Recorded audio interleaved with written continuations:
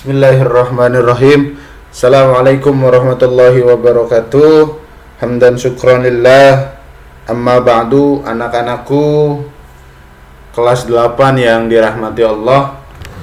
Materi hari ini masih dalam pembelajaran bab pertama, yaitu interaksi keruangan dalam kehidupan di negara-negara di ASEAN, yang mana hari ini kita akan mencoba membahas mengenal negara-negara di ASEAN atau Asia Tenggara. Asia Tenggara yang akan kita pelajari ada dua hal. Yang pertama, keadaan geografis negara di Asia Tenggara. Yang kedua, negara-negara di kawasan Asia Tenggara itu sendiri. Keadaan geografis negara di Asia Tenggara, terlepas dari itu, hal-hal yang akan kita pelajari adalah iklim, budaya, batas kawasan, bentang alam, keadaan penduduk, serta kegiatan ekonomi yang ada di negara tersebut, letak bangsa tersebut terhadap bangsa lain atau wilayah lain. Oke, negara-negara di kawasan Asia Tenggara, paling tidak ada 11 negara. Kalau dulu kita mengenal ada 10 negara tanpa adanya Timor Leste, maka hari ini kita mengenal 11 negara dengan ditambah Timor Leste.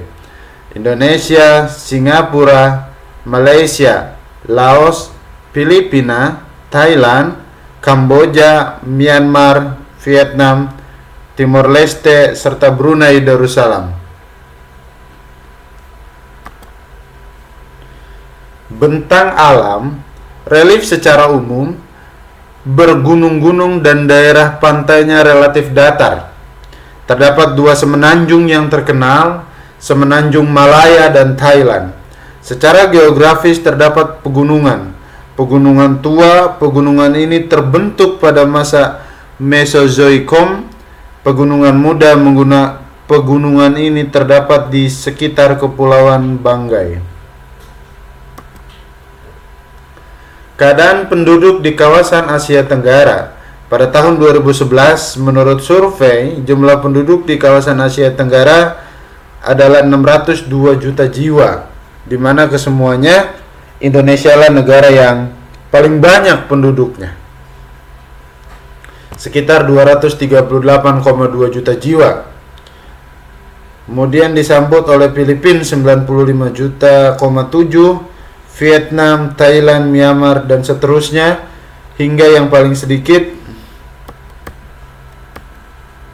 adalah Brunei Darussalam yang hanya 0,4 juta jiwa. Kegiatan ekonomi. Sebagian besar mata pencaharian di Asia Tenggara atau ASEAN adalah di bidang pertanian.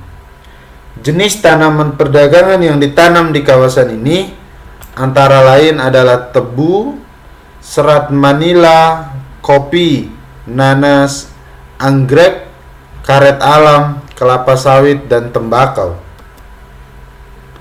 Keadaan iklim, sebagian besar beriklim tropis.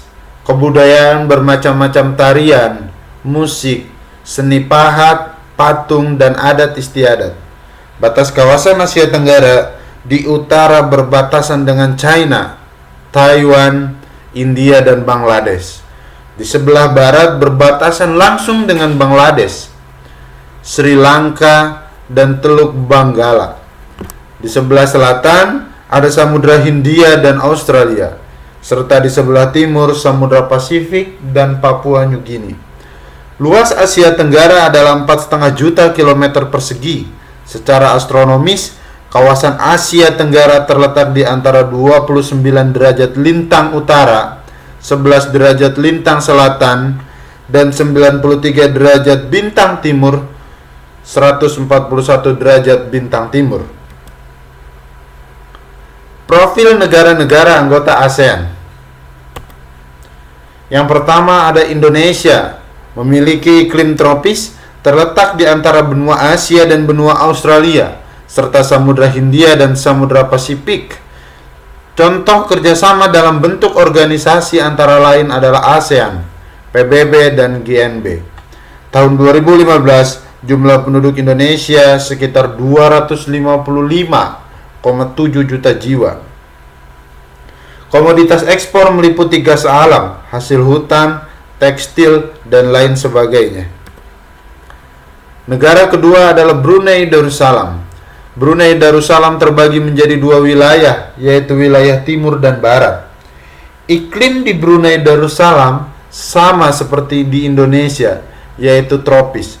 Pada 2017, jumlah penduduk Brunei Darussalam sekitar 428,697 juta jiwa. Tingkat pertumbuhan penduduk 1,9%. Komoditas ekspor adalah minyak mentah, olahan minyak bumi, dan gas alam cair. Komoditas impornya yaitu mesin-mesin, peralatan transportasi, dan bahan-bahan kimia. Organisasi kerjasama Brunei Darussalam antara lain WTO, G7, OPEC, dan OKI. Filipina memiliki banyak gunung api aktif. Filipina memiliki iklim tropis yang dipengaruhi angin muson. Pada 2017, penduduk Filipina sekitar 104 juta jiwa. Komoditas pertanian tersebut antara lain beras, kelapa, tebu, jagung, pisang, nanas, dan lain sebagainya. Kemudian Kamboja memiliki iklim tropis, hampir sama dengan semua negara-negara di ASEAN. Kamboja memiliki bentang alam khas, yaitu hampir menyerupai piring. Pada 2017, jumlah penduduk Kamboja sekitar 16 juta jiwa. Perekonomian Kamboja bertumpu pada sektor pertanian dengan sistem pengolahan tradisional. Tergabung menjadi anggota ASEAN, kerjasama melalui badan-badan yaitu PBB seperti ILO, UNESCO, dan WHO. Selanjutnya adalah Laos. Laos sebagai negara daratan kawasan ASEAN di bagian semenanjung Indochina. Pada 2017, penduduk Laos sebanyak sekitar 6 juta jiwa. Laos beriklim tropis. Komoditas ekspor yaitu biji timah, kayu, kapas, kopi, kapur barus, dan kulit. Komoditas impor yaitu beras, minyak bumi, mesin, dan barang elektronik. Laos bekerja sama dalam bidang ASEM, FAO, IBRID, IFC, UNDP, UNIDO, UNESCO, dan WHO. Kemudian Malaysia. Malaysia terbagi menjadi dua kawasan, yaitu Malaysia Barat dan Timur, termasuk negara beriklim tropis, hampir sama dengan Indonesia. Jumlah penduduk Malaysia 2018 sekitar 32 juta jiwa. Tingkat pertumbuhan penduduk 0,3% per tahun. Selain pertanian, penduduk Malaysia bekerja di sektor pertambangan dan perindustrian. Menjadi salah satu pemrakarsa berdirinya ASEAN, Malaysia aktif dalam organisasi internasional seperti ADB, ASEM, dan lain sebagainya. Myanmar. Pada 2017, jumlah penduduk Myanmar 53 juta jiwa lebih. Awalnya negara Myanmar bernama Burma atau Birma. Kesuburan tanah di delta Sungai Irrawaddy dan Sungai Salwan sesuai untuk usaha pertanian. Menjadi anggota ADB, ESCAP, ACU, dan lain sebagainya. Wilayah selatan beriklim tropis, wilayah utara beriklim subtropis. Selanjutnya adalah Singapura atau Singapura biasa kita menyebutnya. Singapura menjadi satu-satunya negara maju di ASEAN, negara yang memiliki luas daratan sempit. Singapura memiliki iklim tropis. Pada 2017, penduduk Singapura 5.708.844 jiwa. Sumber daya alam yang terbatas menyebabkan Singapura mengembangkan kegiatan ekonomi sektor industri dan jasa. Salah satu negara pemrakarsa ASEAN, Singapura mengambil banyak peran dalam organisasi kerjasama. Organisasi kerjasama yang diikuti Singapura antara lain WTO, ADB, dan PBB. Thailand merupakan satu-satunya negara ASEAN yang tidak pernah dijajah oleh bangsa lain. Kita bisa buka sejarah dan kita bisa mempelajari banyak hal